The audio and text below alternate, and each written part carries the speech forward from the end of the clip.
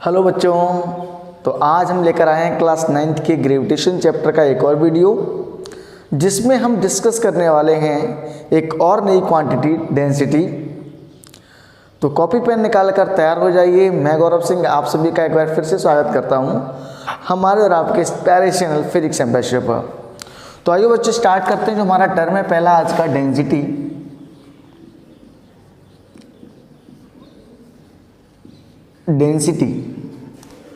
तो डेंसिटी को बच्चों आप कैसे समझेंगे, देखो ध्यान दीजिए कि मान लो कि मैंने क्या किया बच्चों, आपको मार्केट भेजा और मार्केट भेजने के बाद मैंने कहा बेटा आपको एक केजी शुगर लेके आनी है और आपको 1 केजी कॉटन लेके आनी है। तो जब आप मार्केट जाएंगे आपको पता लगेगा कि जो शुगर है वो उसने आपको एक छोटी सी पॉलीथीन में बांध के दे दी, एक छोटा सा ही पैकेट दिया, उसमें बांध के आपको पॉलीथीन शुगर दे दी आपको। जबकि कॉटन के लिए उसके एक बड़ा सा पैकेट चाहिए, बड़ी सी थैली चाहिए। तो भाई दोनों की क्वांटिटी यानी दोनों का मास तो मैंने 1 केजी बोला था, फिर ऐसा क्यों हुआ कि शुगर एक छोटी सी थैली में आ गई जबकि कॉटन के लिए एक में बड़ी थैली की जरूरत पड़ी? ये डिफरेंस आ गया। अब चूंकि मास बराबर है फिर भी दोनों को वॉल्यूम अलग अलग हो रहा है। तो हमने ये पता करने के लिए कि ऐसा क्यों होता है या ऐसी क्या चीज़ है जो इतना डिफरेंस लेके आती है इनके वॉल्यूम में, तो वो जो डिफरेंस आया उनके वॉल्यूम में वो आता है इस क्वांटिटी की वजह से, इसे हम कहते हैं डेंसिटी। अब होता क्या है कि सॉलिड्स जो होते हैं उनके पार्टिकल्स थोड़े क्लोज होते हैं, डेंस होते हैं, जबकि जो सॉलिड कम सॉलिड होते हैं, ऐसे बोल सकते हैं, ऐसे सबस्टेंस जिनके पार्टिकल्स थोड़े थोड़े दूर, जैसे कॉटन के पार्टिकल थोड़े से दूर होते हैं इन कंपेरिजन टू शुगर। तो आपने क्या देखा यहाँ पर देखा कि सेम मास की दो चीज़ों के लिए हमें 2 अलग अलग वॉल्यूम की चीज़ें लेनी पड़ रही हैं। एक में हमें छोटी सी पॉलीथीन और एक में बड़ी सी पॉलीथीन लेनी पड़ रही है। ऐसा क्यों हुआ? क्योंकि हम जानते हैं शुगर के पार्टिकल्स थोड़े ठोस होते हैं, ज़्यादा सॉलिड्स होते हैं, जबकि इनकी जो कॉटन है उसके बॉन्डिंग की पार्टिकल्स के बीच में थोड़ी कम है, जिसकी वजह से वो क्या है थोड़ी सी फैली हुई रहती है। तो हमने ये ऑब्जर्व किया कि एक निश्चित वॉल्यूम ले लो, मैंने क्या किया 2 बॉक्स ले लिए, ठीक है, 2 बॉक्स ले लिए। पहले मैंने भी जो आपको एग्जांपल दिया था उसमें मैंने मास सेम ले रखा था। इस बार मैं क्या करूँगा, बॉक्स बेटा बराबर के ले लिए मैंने 2, दोनों का वॉल्यूम सेम है, मतलब जितना बड़ा बॉक्स ये उतना ही बड़ा बॉक्स ये है। ओके, मान लो इसकी कुछ भी साइज है, मान लो ये 10 सेंटीमीटर की साइड है इसकी सारी, ठीक है, दोनों की सेम साइज सेम वॉल्यूम है। ओके, मैं यहाँ लिख देता हूँ सेम वॉल्यूम या इक्वल वॉल्यूम है दोनों की, ठीक है। अब मैं आपसे ये कह दूं कि बच्चों एक काम करो, इसमें भर देते हैं अपन आयरन और इसमें भर देते हैं अपन कॉटन, है ना। अब मैं बोला बेटा आओ इसको उठा के लेके चलना है कहीं, तो आपसे मैं कहूँ कि उठा के ले चलो, तो आप कौन सा उठाएंगे? पहले जाहिर सी बात है आप कॉटन वाला उठाएंगे क्योंकि आपको लगेगा ये हल्का है, और आयरन वाला आप नहीं उठाएंगे। नहीं सर अपन तो बाहुबली है कुछ भी उठा देगा सर, ऐसा आप नहीं बोलेंगे, है ना, आप कॉटन वाला ही प्रेफर करेंगे, मुझे पता है। तो इस कंडीशन में क्या होगा बच्चों, जो आप कॉटन वाला आप उठाओगे तो आपको ऐसे फील होगा ये हल्का है, लेकिन आप बताओ क्या दोनों का वॉल्यूम बराबर है? यस, दोनों में वॉल्यूम बराबर, तो दोनों में मास बराबर आना चाहिए था। अगर ये सेम डेंसिटी के होते, दोनों का मास बराबर नहीं आएगा। इसमें आयरन बहुत सारा आ जाएगा, इसमें आयरन मान लो आ जाएगा कम से कम 10 किलो, और इसमें आयरन कितना आएगा, इसमें कॉटन कितना आएगा, मैक्सिमम 1 किलो, आधा किलो। तो ऐसा क्यों हो रहा है? वो होता है इनकी डेंसिटी की वजह से। तो डेंसिटी को हमने कैसे डिफाइन किया कि अगर वॉल्यूम बराबर हो तो दोनों में किस में मास ज़्यादा आता है, दोनों का वॉल्यूम बराबर हो तो जिसमें मास ज़्यादा आएगा उसी को हम उसकी डेंसिटी कहेंगे, और वो डेंसिटी जिसका मास ज़्यादा होगा उसकी डेंसिटी ज़्यादा, जिसका मास कम उसकी डेंसिटी कम। अब मान लो जब इसमें आयरन भरेंगे तो आयरन मान लो कितना आएगा 10 किलो, इसमें कॉटन भरेंगे कॉटन आएगी मान लो 1 किलो, तो डेंसिटी किसकी ज़्यादा है? बराबर वॉल्यूम में किसका मास ज़्यादा है? आयरन का, तो आयरन की डेंसिटी ज़्यादा। तो इस तरीके से हमने क्या किया, डेंसिटी को डिफाइन किया। तो हमने क्या लिखा, it is defined as mass per unit volume. एक यूनिट वॉल्यूम में कितना मास आएगा वही डेंसिटी होगी। तो डेंसिटी को हम क्या लिखते हैं, density equal to mass upon volume. Symbol y लेके तो डेंसिटी को हम रो से डिनोट करते हैं, रो क्या बोलते हैं बच्चों इसको, रो। इक्वल टू मास को m से और वॉल्यूम v से। तो this is the way we are getting density. तो आपने फिर देखो, अगर मान लो वॉल्यूम बराबर है तो जिसका मास ज़्यादा आएगा उसकी डेंसिटी ज़्यादा होगी, ऐसा समझ सकते हैं आप, ठीक है। अब ये देखो मास पर यूनिट वॉल्यूम है, तो इसकी ऐसा यूनिट क्या होगी बच्चों, ऐसा यूनिट की अगर हम बात करें तो बड़े ध्यान से देखो, मास की ऐसा यूनिट बच्चों kg और वॉल्यूम की होती है बच्चों मीटर क्यूब। आपको पता कैसे होगी, मान लो ये मीटर में है, ये मीटर में, तो metre into metre into metre, 3 बार मीटर हुआ, 3 बार मीटर का मल्टीप्लाई कर लो, मीटर क्यूब आ जाएगा। यहाँ सेंटीमीटर लेकर तो सर सेंटीमीटर क्यूब नहीं होगा, ठीक है, क्योंकि सेंटीमीटर क्यूब कौन सी यूनिट होती है, सीजीएस सिस्टम में। हम ऐसा यूनिट लेते हैं हमेशा एमकेएस सिस्टम में। तो ये हो गया हमारा ऐसा unit of density is what, kilogram per metre cube, kilogram upon metre cube. अच्छा, कैसी क्वांटिटी होगी, दोनों स्केलर क्वांटिटी दें। इट इज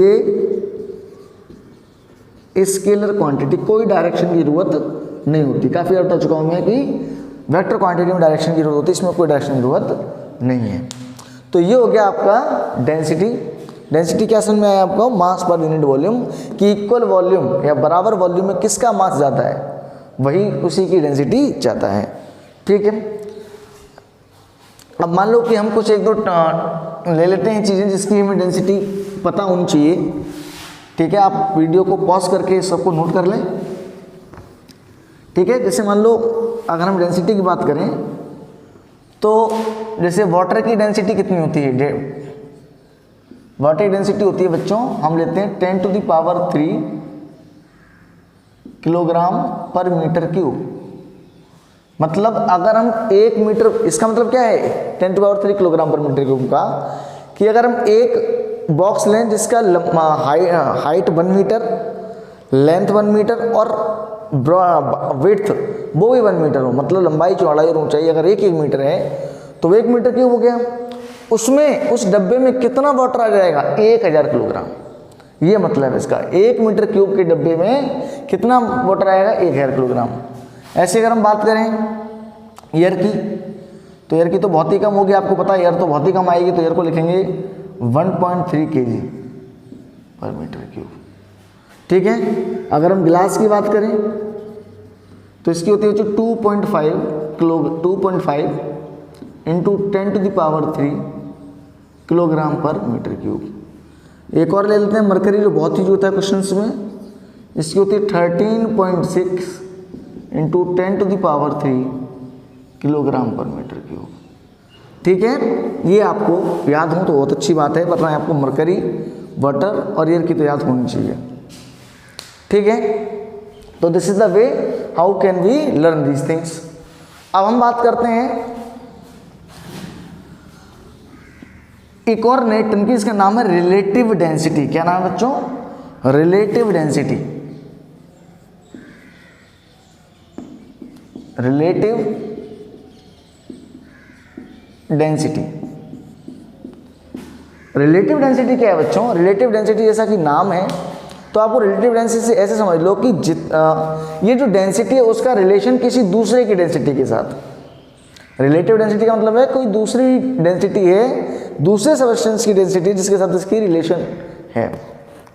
तो हमने क्या किया बच्चों, हमने एक सब्सटेंस ले लिया वाटर और उसकी डेंसिटी से कंपेयर किया बाकी मटेरियल्स की डेंसिटी को, ठीक है। अब वो डेंसिटी जितनी ज़्यादा या कम थी, मान लो वाटर की डेंसिटी 10⁻³ है और गोल्ड ग्लास की 2.5 × 10⁻³, तो हमने देखा कि जो ग्लास की डेंसिटी है वो 2.5 टाइम्स ज़्यादा है वाटर की डेंसिटी से, तो हमने कहा यही गिलास की रिलेटिव डेंसिटी है।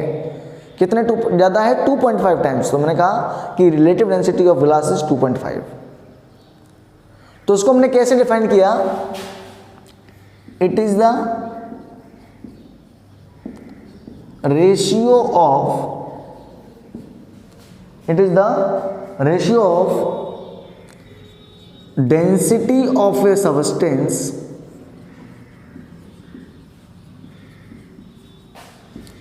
टू द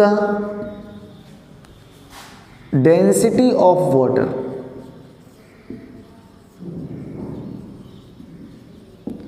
क्या है ये बच्चों? It is the ratio of density of substance to the density of water, कि जो सब्सटेंस की डेंसिटी है उसका रेशियो किसके साथ? वाटर की डेंसिटी के साथ। उसे हमने कहा रिलेटिव डेंसिटी। इसे हम स्पेसिफिक ग्रेविटी भी बोलते हैं। ठीक है, स्पेसिफिक ग्रेविटी। तो हम क्या लिखते हैं इसके लिए फॉर्मूला? रिलेटिव डेंसिटी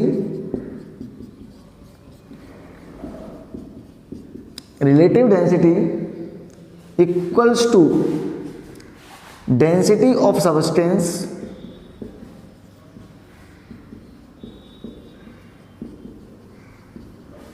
अपॉन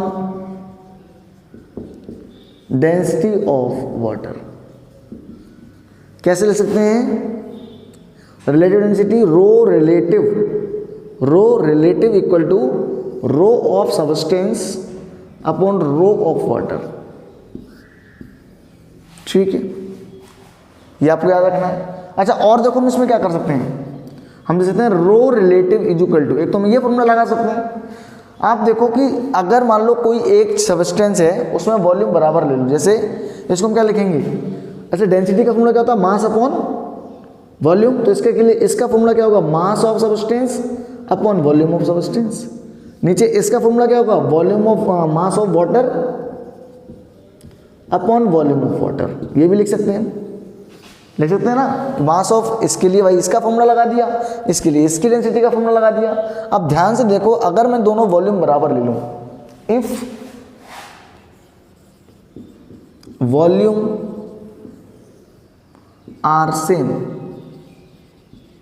अगर दोनों के वॉल्यूम सेम हो, मान लो ये दोनों बराबर हो, तो ये कट जाएंगे एक दूसरे से। मान लो बराबर वॉल्यूम ले लिए तो क्या होगा? एक दूसरे से कैंसिल आउट हो जाएंगे। अब अगर ये वॉल्यूम बराबर है तो क्या बचेगा हमें? यानी हम लिखना Vs equal to VW, then क्या आ जाएगा फॉर्मूला रो रिलेटिव का बच्चों? Mass of substance upon mass of water. Mass of substance upon mass of water. तो एक फॉर्मूला ये भी मिल गया हमें। पर ये कब एप्लीकेबल होगा? जब क्या होगा? वॉल्यूम दोनों के बराबर होंगे। उस कंडीशन में ये फॉर्मूला हमारा कैसा होगा बच्चों? वैलिड होगा। क्लियर है बात? तो ये होगी रिलेटिव डेंसिटी। अब आपको मैंने बताया कि रिलेटिव डेंसिटी का मतलब क्या है। मान लो कि मैंने कहा ग्लास की डेंसिटी है 2.5 इंटू 10⁻³ और वाटर की है 10⁻³, तो मुझे रिलेटिव निकालनी है। मैंने कहा कि रो रिलेटिव निकालो, किसकी? गिलास की, वाटर के साथ। तो गिलास की 2.5 इंटू 10⁻³ और वाटर की 10⁻³, तो ये काट दिया तो कितना आ गया? 2.5। मतलब गिलास की डेंसिटी वाटर की डेंसिटी से 2.5 ज़्यादा है।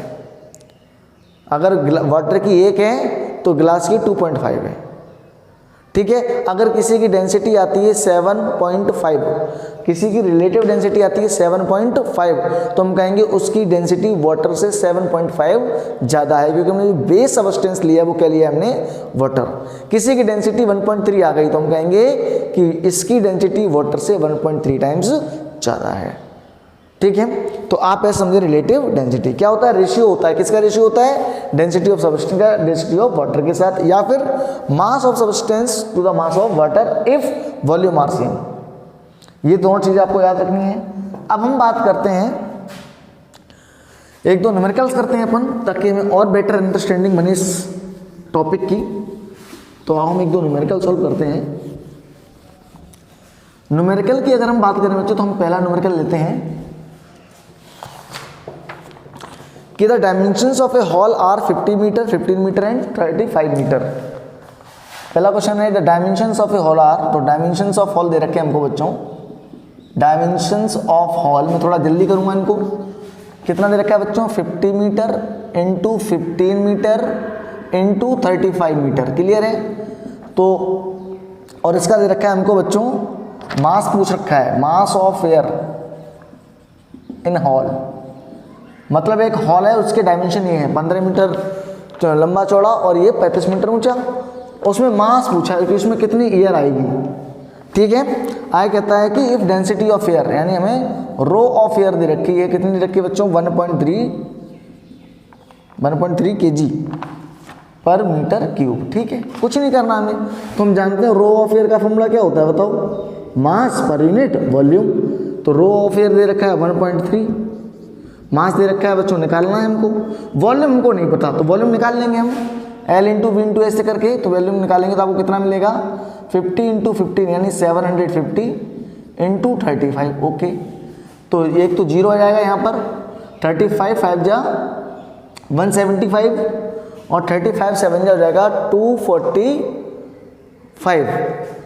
कितना हो जाएगा 35 70 ठीक है 245 प्लस 17, 245 और 17 कितने में बच्चों 252 यानी 262, 262 इतना आ जाएगा, इतना मीटर क्यूब। ठीक है, तो यहाँ पर वैल्यू रख दो ये 26250। तो मास की अब देखो इधर आके मल्टीप्लाई करेगा तो मास बराबर क्या जाएगा 1.3 इंटू 26250। इस पॉइंट से ये जीरो कैंसिल कर दो, क्या बचेगा मास बच्चों, मल्टीप्लाई करो 13 5 जा 65, 13 2 जा 26 और 6 32, 13 6 जा 78, 78 और 3 81 और 13 टू 26 और 8 34। इतना केजी ईयर, इतने किलोग्राम हवा उस हॉल में बनेगी। ठीक है, कुछ नहीं किया हमने, simple formula mass density equal to mass upon volume लगाया, पहले वॉल्यूम कैलकुलेट कर लिया, उसके बाद फिर हमने ये कैलकुलेशन कर ली। ठीक है, अब बात करते हैं नेक्स्ट क्वेश्चन की। देखो नेक्स्ट क्वेश्चन क्या है हमारे पास, तो बच्चों हमारे पास जो नेक्स्ट क्वेश्चन है वो है a bottle weighs 30 gram when empty. तो mass of empty bottle, mass of empty bottle कितना है बच्चों 30 ग्राम। फिर कहता है 53.4 gram when filled with liquid. जब इसमें कोई लिक्विड भर दो तो 53.4 ग्राम हो जाता है। तो mass of bottle with liquid कितना है बच्चों 53.4 ग्राम। ट्राई कहता है कि 48 ग्राम व्हेन फिल्ड विद वाटर। अगर उसी बोतल में पानी भर दें तो mass of bottle with water ये कितना है बच्चों 48 ग्राम। अब ध्यान से देखो, अगर मानो मेरे पास कोई बोतल है, उस बोतल के अंदर जो मास दे रखा है पहले 30 ग्राम दे रखा है। अब आप जो भी चीज़ भरो, बोतल का वॉल्यूम तो फिक्स है ना भाई, वॉल्यूम तो बोतल जो है उसके अंदर कुछ ही भरो वो तो नहीं आएगा जितनी उसकी कैपेसिटी है। 1 लीटर की बोतल में कुछ ही भरो आएगा तो 1 लीटर ही ना। ठीक है, तो वो चीज़ है यहाँ पर। तो देखो अगर इसका मास जो है वो 30 ग्राम था पहले, लिक्विड का मास जब लिक्विड भर दिया तो कितना मास हो गया 53.4 ग्राम, मतलब 23.4 ग्राम बढ़ गया। क्या भरने से लिक्विड से, यानी लिक्विड का मास कितना होगा 23.4 ग्राम होगा। भाई इसको भरने से तो बढ़ा इसका मास, तो कितना मास ज़्यादा होगा 23.4 ग्राम। तो हम क्या लिखेंगे मास of liquid, mass of liquid कितना हो जाएगा बच्चों 53.4 माइनस का 30 यानी का 23.4 ग्राम। ऐसे में मास ऑफ वाटर निकालूं बच्चों तो मास ऑफ वाटर कितना हो जाएगा, देखो बोतल में पानी भर, पहले बोतल खाली थी 30 ग्राम था, पानी भर दिया तो 48 ग्राम हो गया। तो 48 माइनस 30 बोतल का मास माइनस किया तो दिस इज 18 ग्राम।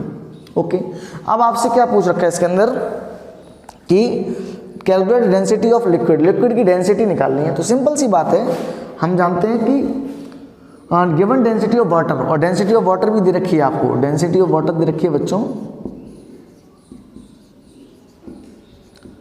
1000 यानी 10³ किलोग्राम पर मीटर क्यूब।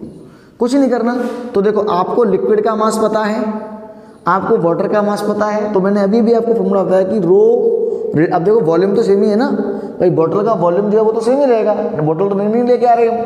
तुम क्या लिखेंगे, रो रिलेटिव ऑफ किसकी, लिक्विड की, तो कितनी रहेगी, rho mass of liquid upon mass of water. Mass of liquid कितना है 53.4 अपॉन मास ऑफ वाटर कितना है बच्चों 18, सॉरी यहाँ है 23.4, कितना है 23.4। इसको आप सॉल्व करेंगे तो आंसर मिलेगा 1.3। अच्छा यूनिट क्या होगी रिलेटिव डेंसिटी की, रिलेटिव डेंसिटी की कोई यूनिट नहीं होती क्योंकि वो सेम क्वांटिटी का रेशियो है। ऊपर भी डेंसिटी नीचे भी density, density of substance upon density of water, ऊपर भी डेंसिटी नीचे भी डेंसिटी, दोनों का सेम डेंसिटी है तो क्या होगा बच्चों, रेशियो जो यूनिट होगा उसकी यूनिट क्या होगी, कोई यूनिट नहीं होगी, यूनिट लेस क्वांटिटी होगी। तो 1.3 आ गया, यानी जो लिक्विड की रिलेटिव डेंसिटी है वो कितनी आई 1.3। तो रिलेटिव डेंसिटी दी आ गई, तो डेंसिटी क्या होती है बच्चों, डेंसिटी का फॉर्मूला बोलो। हम जानते हैं rho of relative is equal to rho of liquid upon rho of water, ये तो है। रिलेटिव डेंसिटी बराबर क्या होता है, density of substance upon density of water. तो density of substance relative density कितनी लिख ली है 1.3, और रो ऑफ लिक्विड हमको निकालना है, और रो ऑफ वाटर कितना होता है 10⁻3। तो रो ऑफ लिक्विड जब हम निकालेंगे तो बच्चों आ जाएगा 1.3 into 10⁻3 kilogram per metre cube. Simple चीज़ निकली। पहले हमने क्या किया, मास निकाल लिया दोनों का, फिर हमने मास से इनकी रिलेटिव डेंसिटी निकाल ली, मास के टर्म में ये रिलेटिव डेंसिटी आ गई। अब हमें निकालनी है डेंसिटी, तो हमें रिलेटिव डेंसिटी पता हो तो रिलेटिव डेंसिटी का फॉर्मूला क्या होता है बच्चों, density of liquid upon density of water. Density of relative density हम निकाल चुके हैं, यहाँ वो लिख दी हमने, density of liquid upon density of water, इस फॉर्मूले में रखे हमने क्या किया बच्चों, आंसर निकाल लिया। ठीक है, एक और सवाल की अगर बात करें हम, तो लास्ट क्वेश्चन है ये हमारा। क्या है क्वेश्चन, देखो बच्चों बहुत अच्छा क्वेश्चन है ये वाला, ये गिर गया पेज। तो लास्ट क्वेश्चन है बच्चों, the volume of 500 gram sealed packet is 350 centimetre cube. मतलब मास दे रखा है बच्चों हमें 500 ग्राम और मास, और इसका दे रखा है volume is equal to 350 centimetre cube. ये है फॉर सील्ड पैकेट, एक सील्ड पैकेट है जिसका मास इतना है 500 ग्राम और वॉल्यूम है 350 सेंटीमीटर क्यूब। ओके, आया कहता है विल द पैकेट फ्लोट और sink if the density of water is 1 gram centimetre cube. तो वो हम जानते हैं कि डेंसिटी ऑफ वाटर क्या होती है, दे रखी है उसने 1 ग्राम पर सेंटीमीटर क्यूब, 1 ग्राम पर सेंटीमीटर क्यूब, ये उसने डेंसिटी हमको दे रखी है। ओके, तो ये पूछे पहला सवाल ये कि क्या ये डूब जाएगा पानी में, तो पहले तो आपको याद रखना है कि जिसकी डेंसिटी वाटर से ज़्यादा होगी वो चीज़ पानी में डूब जाएगी, जिसकी डेंसिटी वाटर से कम होगी वो पानी में नहीं डूबेगी। जिसकी डेंसिटी वाटर से ज़्यादा वो पानी में डूबेगा, वो वाटर में सिंक कर जाएगा, और जिसकी डेंसिटी वाटर से कम होगी वो सिंक नहीं करेगा। क्लियर है, आओ बात करते हैं यहाँ पर। तो पहले हम इसको सॉल्व करते हैं, हमसे तो पहले हम इसकी रो निकाल लेते हैं। तो रो क्या होगी बच्चों, रो इक्वल टू क्या होता है, रो ऑफ पैकेट कितनी होगी बच्चों, mass of packet upon volume of packet, ये तो पढ़ रखा है मास अपॉन वॉल्यूम। तो मास बच्चों आपको पता कितना है 500 ग्राम, और ये है 350 सेंट। मैंने इसकी यूनिट चेंज नहीं करी क्योंकि ग्राम सेंटीमीटर क्यूब में ये भी दे रखा है, ये भी ग्राम सेंटीमीटर क्यूब में। यहाँ डिवाइड करेंगे 5 10 10 5 7 35 डिवाइड करेंगे तो 1.4 के आसपास आएगा, 1.4। ठीक है, 1.42 आएगा बेसिकली, तो हमने 1.4 ले लिया। ठीक है, तो अब देखो इसकी डेंसिटी कितनी आई 1.4, इसकी डेंसिटी कितनी थी 1, तो यानी ये बारी हो गई। तो लिख देंगे here density of packet is more than density of water, so packet will sink. ठीक ठीक है, आपको मैंने क्या बताया, जिसकी डेंसिटी ज़्यादा होगी वो चीज़ पानी के अंदर डूब जाएगी। पानी से ज़्यादा डेंसिटी मतलब पानी के अंदर डूब जाएगी, सिंपल चीज़ है। ओके, आगे पूछ रखा है कि बताइए जब उसको हम अंदर डुबाएंगे तो डूबने पर, जब वो डूब जाएगा उसके अंदर, तो कितना वॉल्यूम बाहर निकलेगा पानी का, तो कितना मास बाहर निकलेगा। तो देखो, अगर मान लो मैं इतना बड़ा पैकेट डालूँ, मान लो मैं ये मार्कर है, एक बाल्टी भरी है पूरी फुल, तो अब वो पूरी फुल बाल्टी में क्या करूँ, ये मार्कर डालूँ, तो जितना मार्कर अंदर जाता जाएगा उतना ही पानी बाहर निकलता जाएगा, उस बाल्टी से फैलता जाएगा। मतलब जितना वॉल्यूम इसका अंदर जाएगा उतना ही वॉल्यूम पानी का बाहर निकलेगा। मतलब volume of water spilled out equal to the volume of marker, यानी जितना पैकेट अंदर वॉल्यूम में जाएगा उतना ही पानी बाहर निकलेगा। तो यानी जितना वॉल्यूम वाटर पैकेट का है उतना वॉल्यूम अंदर डालो उतना ही पानी बाहर निकल जाएगा। तो हम क्या लिखेंगे, volume of water spilled equal to volume of packet. Clear है बात?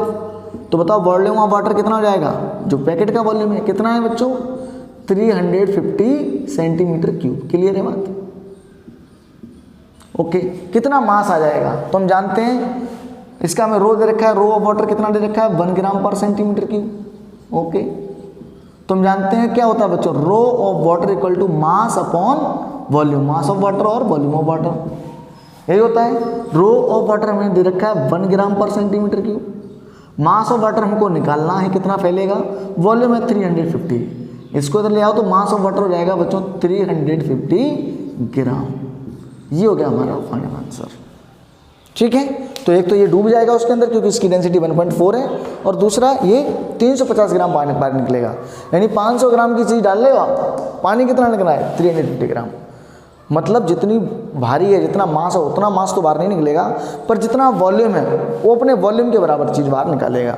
ये आपको समझ आएगा कि अब जितना इसके कोई चीज़ किसी पानी के अंदर जितनी डालेंगे उतनी बार उतने अपने बराबर वॉल्यूम की बाहर निकाल देगा। ठीक है, तो ये था आज का हमारा टॉपिक, और आज के लिए इतना ही।